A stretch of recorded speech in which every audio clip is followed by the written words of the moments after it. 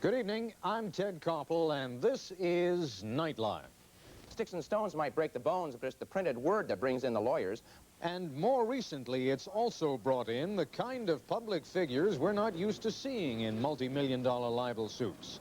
General William Westmoreland and Israel's former defense minister Ariel Sharon, to name just two. Is it an effort at intimidation or just an attempt to keep an increasingly powerful news media accountable? We'll talk with a leading media critic, Mobil Oil Vice President Herbert Schmertz, and with New York Times columnist Anthony Lewis. We will also hear more from satirist Ian Scholes.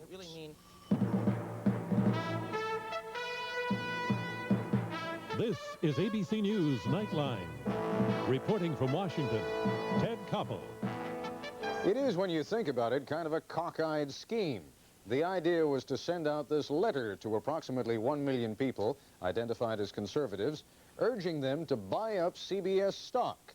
The letter, dated 11 days from now, that is January 21st, was drafted, printed up over the signature of North Carolina Senator Jesse Helms, and urged the stock buying program so that conservatives could, and this is a quote, if necessary, take control of that network, CBS, and become Dan Rather's boss.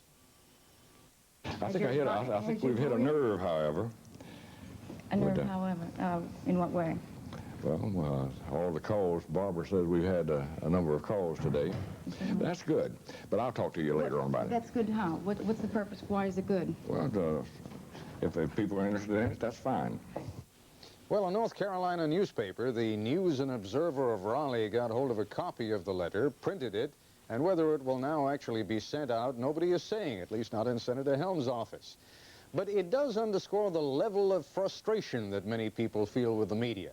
Whether it's buying a controlling interest in CBS in order to muzzle its principal news anchor, or taking the media to court, there is a growing sense, as Nightline correspondent Jeff Greenfield reports, that someone ought to do something about us. Live at 5. The U.S. Justice Department is investigating the Green administration, including the mayor himself, for allegations of bid-rigging contracts and possible kickbacks amounting to $50,000. It sounded like a terrific scoop for Philadelphia TV station WCAU. There was only one problem. It wasn't true. I am telling you, your story is false and malicious, and I am, one, not under investigation, and I will tell everybody here that I have never... The next day, the station apologized to the mayor. We really try very hard every night to be accurate and objective and not to make mistakes. In the case of the one aspect of this story, Mayor Green, we made a mistake. But Mayor Green wanted more than an apology. He sued Channel 10 for libel and settled for a reported $250,000. Well, I mean, I think if they cross the line, if they err, if they, in effect, violate the law, if they are subject to legal sanctions as a result of their egregious conduct, just like public officials should, if they're corrupt or do whatever, they should pay the price and the penalty. At times these days, it seems as if a parade of prominent public figures is seeking to bring the press before the bar of justice, asking damages for libel. Former Vietnam Commander General William Westmoreland suing CBS News. Former Israeli Defense Minister Ariel Sharon suing Time magazine. South Dakota Governor William Janklow suing author Peter Matheson. United States Senator Paul Laxalt suing a chain of California newspapers. The press expects public officials to live by the maxim of Harry Truman. If you can't stand the heat, stay out of the kitchen. Free speech, we've always said, means that public debate is going to be rough, sometimes unfair, even malicious. What public officials and their allies are now arguing is a new premise, that the media themselves have grown so powerful, so unaccountable, that the only remedy, even for visible, powerful men and women, lies not in the court of public opinion, but in the courts of law. I think what's in the air is the sense that the public may be ready for the press to be punished. Not the judges, or not just the judges, but that the public may find it acceptable, even attractive, that the press be cut a few pegs down, and the so-called liberal press in particular. Ironically, this spate of suits comes 20 years after the Supreme Court, in the landmark New York Times against Sullivan case, appeared to make it harder for public officials to win libel suits. The court said that these officials had to prove that what was said about them was not simply false and defamatory, but was either knowingly or recklessly false. Are these suits today an attempt to intimidate the press? Journalist Nat Hentoff. Self-censorship is one of the most pervasive phenomena in our business, especially when people are getting very nudgy about libel. All this begins to sort of see, there's no big chill, you know, this so-called chilling effect. It's just a little frost. I believe that the Constitution was meant to chill the lie, to freeze it dead. And you're given certain legal remedies when you have been egregiously wronged, and you should exercise them. Did the Central Intelligence Agency try to have Ronald Rewald killed to keep him from talking? This ABC News report last September added a new dimension to the debate. The Central Intelligence Agency, angered over a report alleging a possible agency threat on the life of a rogue employee, filed a fairness doctrine complaint before the Federal Communications Commission. The agency argued, in effect, that it had been libeled. ABC later backed off from its allegation, citing doubts about its source, Scott Barnes. So ABC News has now concluded that Barnes's charges cannot be substantiated, and we have no reason to doubt the CIA's denial. The issue in this case is not whether or how much CIA has been damaged, although we certainly don't like what was said about us. The issue in this case is the public's right to be fairly and adequately informed under the First Amendment. So essentially what you're looking for then is not to put ABC News out of business, but to give it a slap on the wrist. ABC News executive David Burke. I find something disquieting in a government agency, especially an agency like the Central Intelligence Agency, appealing to another government agency, which is a regulatory agency and has control over our very economic life, on the question of our news judgment. Today, the FCC dismissed the agency's complaint, finding no evidence that ABC had knowingly distorted the story. While big news organizations get all the publicity, libel suits are felt with particular force at small news organizations, like the mainline Chronicle in suburban Philadelphia. Its entire editorial focus has been changed by its owner because of libel suits. A few years ago, the Chronicle was a feisty, muckraking weekly. Now, after losing six-figure libel verdicts, the Chronicle has become a showbiz-oriented, non-controversial paper. I will always feel this way, probably, that I have abandoned part of the privilege of being in the newspaper business in a free country like the United States of America. Lieberman says his insurance carrier almost dropped the Chronicle from libel protection, and the weekly Philadelphia paper Welcome At, facing several big libel suits, found its insurance suddenly canceled and had to scramble for cover. And had we not been able to replace that coverage, we just have to give up the format we have now and go back to being a very conventional, pedestrian weekly newspaper, I guess, publishing press releases and things like that. Bruce Fine, who was a lawyer with the Federal Communications Commission, says this misses the point. What's at issue is the right of the press basically to lie. That is, should the press be guaranteed legal immunity knowingly and intentionally to lie? Back off! This is the American system, and we are tampering with something in the last 3 or 4 years that has endured and kept this country great for 180 years, and we are going to regret it very, very seriously, in my opinion. A free press is supposed to protect the public, its right to facts, and to wide-open debate about its country. Are these libel suits a threat to that right, or a necessary check on a press that has run roughshod over the rights of public citizens? This is Jeff Greenfield for Nightline in New York. When we return, we'll talk live with Mobil Oil Vice President Herbert Schmertz. His company has taken out special insurance to permit its top 100 executives to sue for libel without the worry of legal fees. And with New York Times columnist Anthony Lewis, who says something strange is happening to libel suits in the United States. This is ABC News Nightline, brought to you by Sanka brand decaffeinated coffee.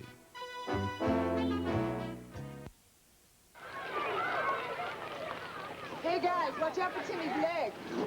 Driving a bus isn't the easiest thing in the world. Fill it with 30 active kids, and you've got to work to stay calm. That's why Sanka is the only coffee that works for me. I enjoy it. And most important, Sanka doesn't have all that caffeine that could make me frazzled. That way, I know I'm doing the best job I can, getting my precious cargo home. The coffee that lets you be your best. Sanka brand decaffeinated coffee. Do you want to buy a phone? It's cheaper than AT&T. What you really need is cheap long distance. And of course, our business systems are cheaper than AT&T. Everyone's saying they're cheaper than AT&T, but nobody's saying they're better. All they can say is that they're cheaper, to which we say, you get what you pay for. Whether it's telephones, long distance, information systems, or computers, AT&T. I hate to wait. He hates to wait. Well, you have to wait. So sorry. Avis knows how frustrating it is to wait for your rental car. That's why we invented the Wizard number, so you can go right from your plane to the Avis bus. I hate to wait. We'll get you on your way and into your car fast. We know you hate to wait, so from reservation to return. I hate to wait. He hates to wait. We're trying harder, faster. I hate to wait. Dreyfus meets with his accountant. Your sources of income? Dreyfus Tax-Exempt Bond Fund. Dreyfus Intermediate Tax-Exempt Bond Fund. Dreyfus Money Market Tax-Exempt Fund. Again, no federal tax. Oh, Dreyfus New York Tax-Exempt Bond Fund. No federal, state, or city tax. No wonder you're king of tax-exempt bond funds. Shall we have lunch? Tomorrow on ABC's World News Tonight with Peter Jennings, New England's 10,000 fishermen are being shut out by more boats, fewer fish, and foreign competition. Tomorrow. With us now live from Los Angeles, Herbert Schmertz, Vice President for Public Affairs of the Mobil Oil Corporation and one of the nation's most outspoken and articulate media critics. And in our Boston bureau, Anthony Lewis, New York Times columnist who has written frequently about libel law and its potential abuse as a means of intimidating journalists. Tony, some of those who argue against the right of prominent public officials to sue journalists say these prominent public officials have the opportunity to make their own point of view known in more or less the same forum. That was not, however, the case, was it, with General Westmoreland? No one was really paying any attention to this retired general.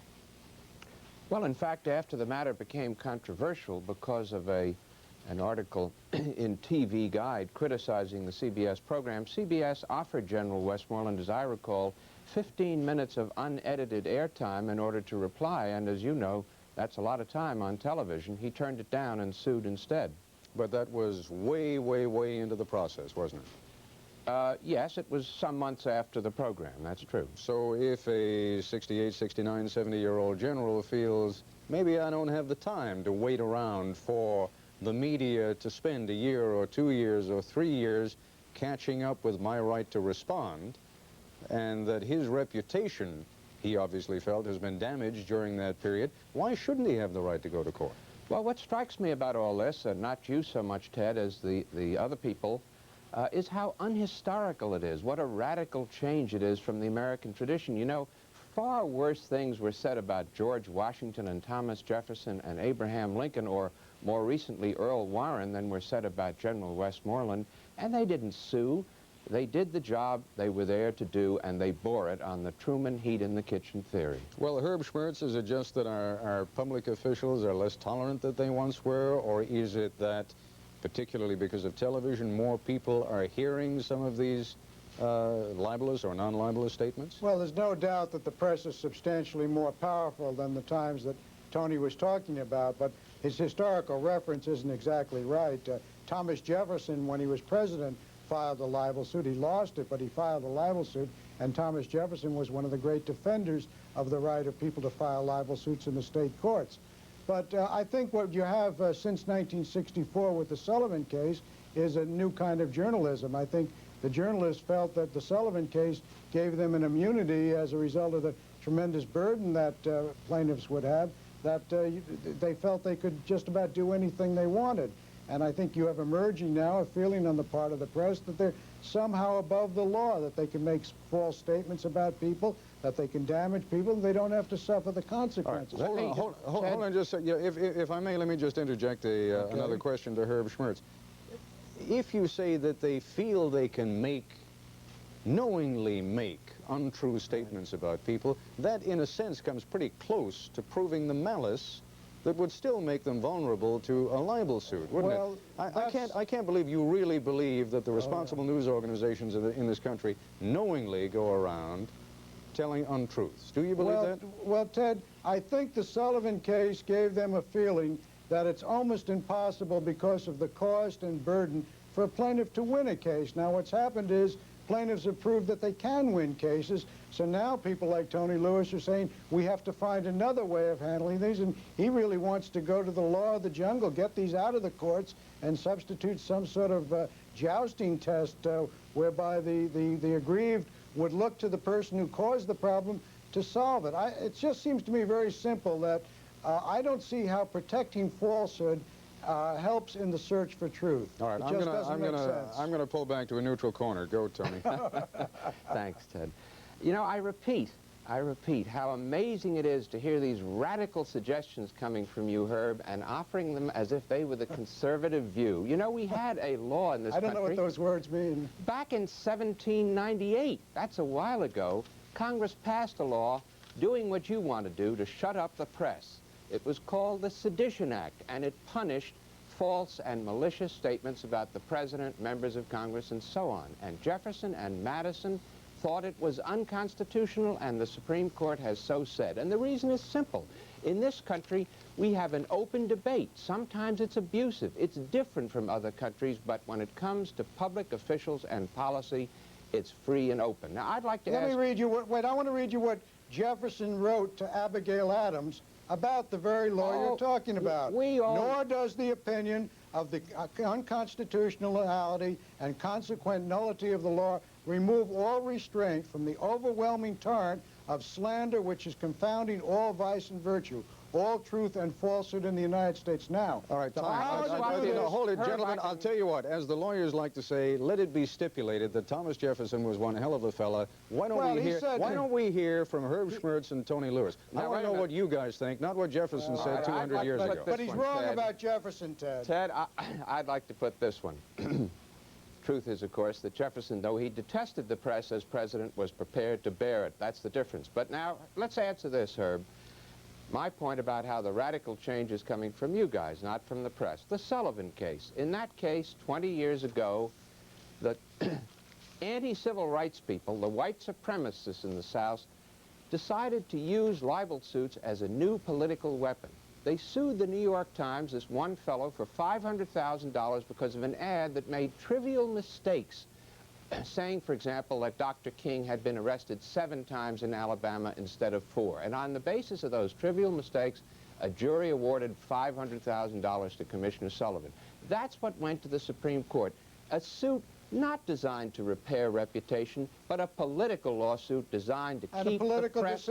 A political decision by the court which had no precedent and reversed the 1954 Bonhausen case where Frankfurter said that defamation is not a protected act under the Constitution. Well, there you have it. Gentlemen, excuse me. I'm going to invoke the Mego factor. M-E-G-O. Mine eyes glaze over. You're starting to hit me with all these legal decisions. What I really want to know is what is going on in America today. All right, I'll tell you what's going on. Let me start with you. The press is finding out that the immunities they thought they got under Sullivan are really counterproductive to them because they're finding out that people can win lawsuits. I just have one simple question for Tony.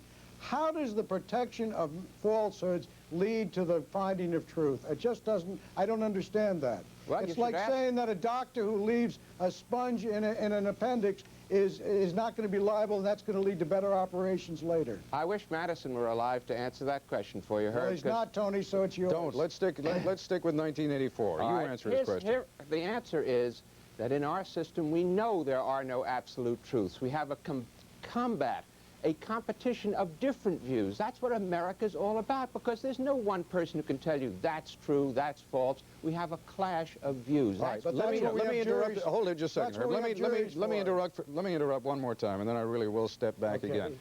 Tony, I want you to take the other point of view now. I want you to take a look at us in the media. Right. Are we too big? Are we too arrogant? Are we taking too much for granted? Do we deserve to be taken down a couple of pegs? And you know that there are 48 million people out there right now saying, you bet you are. Well, as they say, I'm glad you asked that question, because it happens I'm very critical of the media, and I happen to care a lot about reputation. I believe in its protection. I think it's important.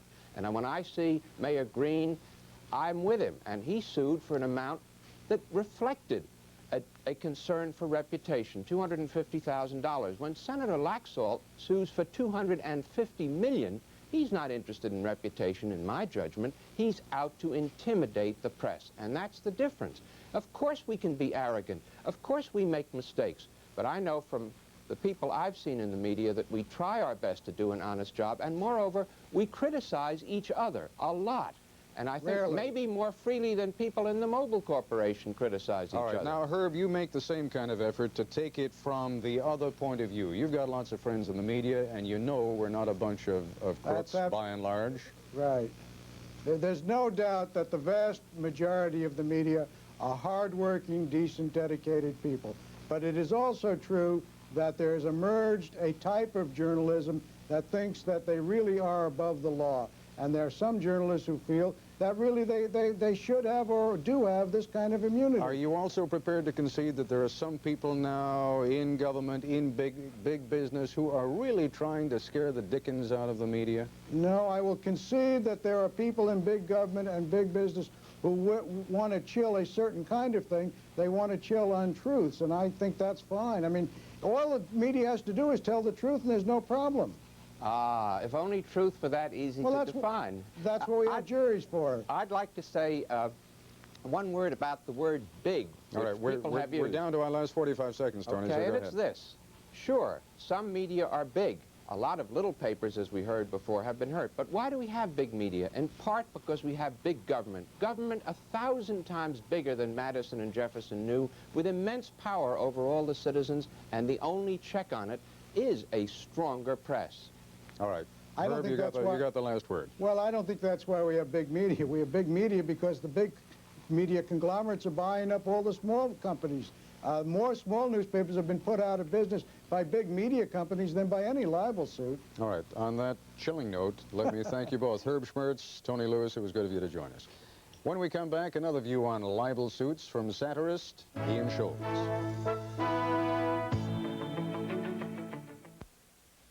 When someone's had a less than perfect day, send a new pick-me-up bouquet from FTD.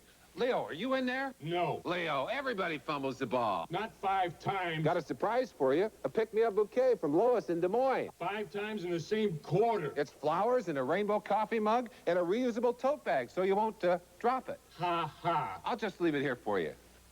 Okay. Merlin, I can't get out. Lift someone's spirits with a new FTD pick-me-up bouquet. Hey, Merlin, are you holding the door?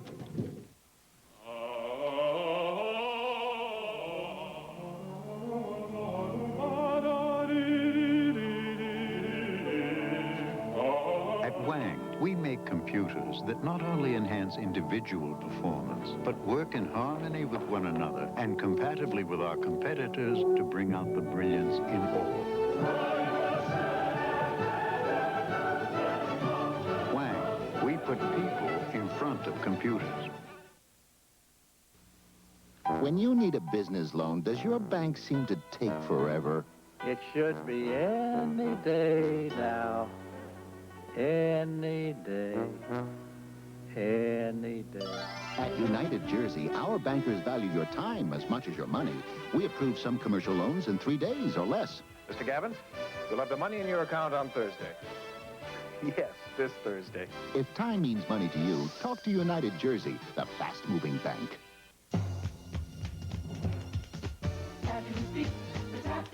The Tony Award winner for Outstanding Featured Performance by Hinton Battle. And of course, the winner for the Best Dancing on Broadway. Dancing is everything. He'll make the world happy again. The Tap Dance Kid.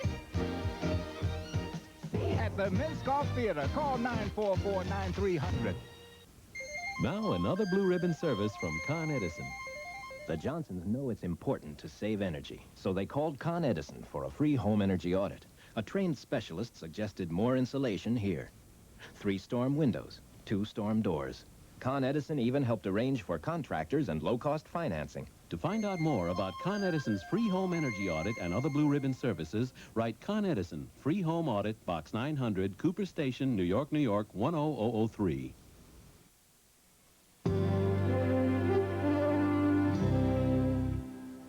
We asked satirist Ian Scholes to take a look at the topic of libel suits for us, and in his commentary, he poses this question. Is protecting your reputation really worth the fuss? My high school principal threatened me once with a libel suit. He wouldn't relax the dress code, so I called him a fascist in the high school paper. I don't know why he got so upset. When I called my parents fascists, all they did was kick me out of the house. This was the 60s, of course. The principal let it drop. I got a haircut and moved back home. But it just goes to show the life of a social critic isn't all beer and Skittles. Sticks and stones might break the bones, but it's the printed word that brings in the lawyers, which makes me wonder, what is honor in the modern world? When you say, that insults me, does it really mean my lawyers think I have a good case? Does prestige come with a legal retainer? Can a blush be entered as evidence? A damaged reputation is a rich man's burden, once avenged with duels. And I enjoy the image of General Westmoreland and the 60 Minutes gang taking measured paces with pistols at dawn. But those dueling days are gone, and the days when the word had cutting power is gone, too. Take the bizarre case of Falwell versus Flint. I don't hold Reverend Falwell as a role model, though he certainly has a reputation to uphold.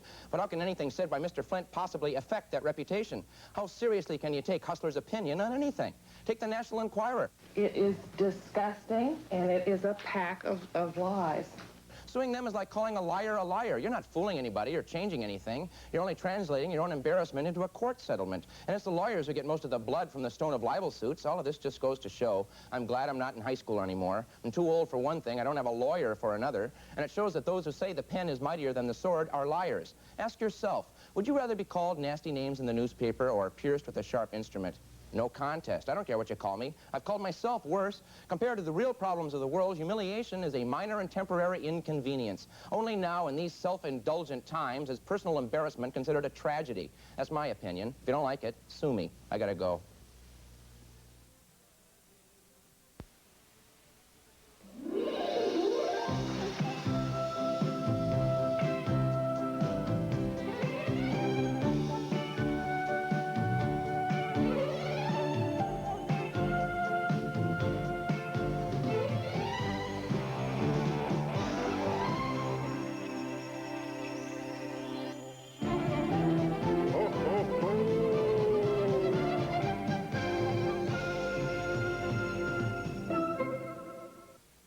Beautiful cars are still part of the American dream, but keeping them perfectly beautiful isn't always easy. That's why DuPont developed a computerized system with 25,000 paint formulas to help body shops match your car's original color. So while DuPont paint makes new cars beautiful, DuPont technology makes them beautiful again. And again. DuPont, better things for better living.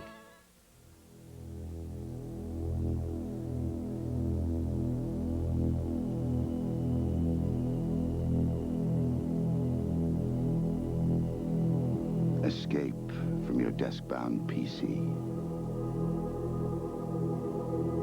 Escape to a technological breakthrough, the new Data General 1 portable. A full-size screen, IBM PC software compatibility, 2 built-in disk drives. Escape with a Data General 1, the first portable to give you everything the PC gives you. In a size so small, it could fit inside the PC. Best of all, the Data General 1 gives you something the PC doesn't give you. Freedom from your desk. The new Data General 1, a generation ahead. Start your day on the right track for early breaking stories and what you missed overnight. I'm Steve Bell. And I'm Kathleen Sullivan. Watch ABC's World News this morning before Good Morning America tomorrow. I'm Joan London. Tomorrow morning, we'll meet 2 businessmen who are using their products to help find missing children. Also, Jimmy Connors and Gene Kelly join us on Good Morning America. That's our report for tonight. I'm Ted Koppel in Washington. For all of us here at ABC News, good night. Nightline is a presentation of ABC News. Friday at 9, 8 Central, a phantom driver terrorizes the city. And there's only one hope: when the year of the street hawk continues. Then, can Houston stop a desperate man determined to die? Houston, all starting at 9, 8 Central. Tomorrow.